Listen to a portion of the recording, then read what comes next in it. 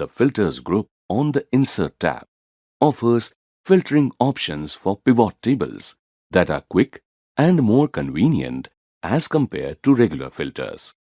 Let's see how to use the slicer command in the Filters group. This worksheet contains region-wise sales data on sheet 1 and a pivot table based on this data on sheet 2.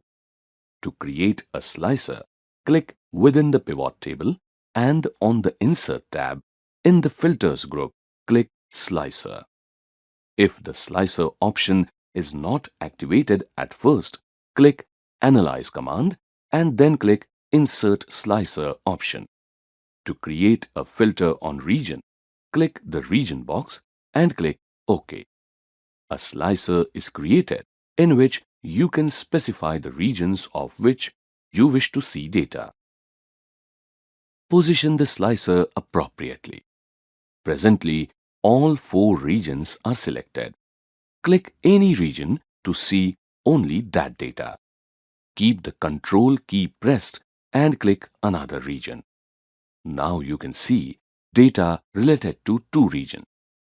In this way, slicers enable you to conveniently view exactly the data you need. You can see that a Contextual Options tab is displayed on the ribbon under Slicer Tools. Select the desired style from the Slicer Styles gallery to enhance the appearance of your slicer. To clear the applied filters, click Clear Filter in the Slicer window.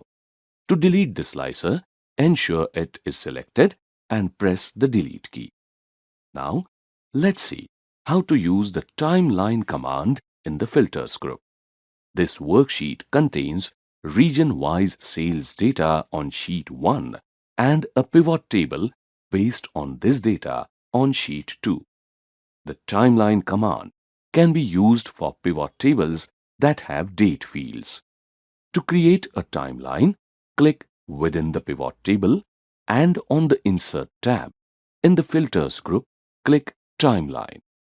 In the Insert Timelines window, check the Date box and click OK. In the Displayed window, you can select the month for which you want to view data. To view the data related to May, move the slider at the bottom to the left and then click May. Now, click the down arrow near Months and select Days. Say you want to view the data for the period 2nd to 4th May only. Click the number 2 and drag the right end of the blue box towards the right till the areas related to 3 and 4 are covered.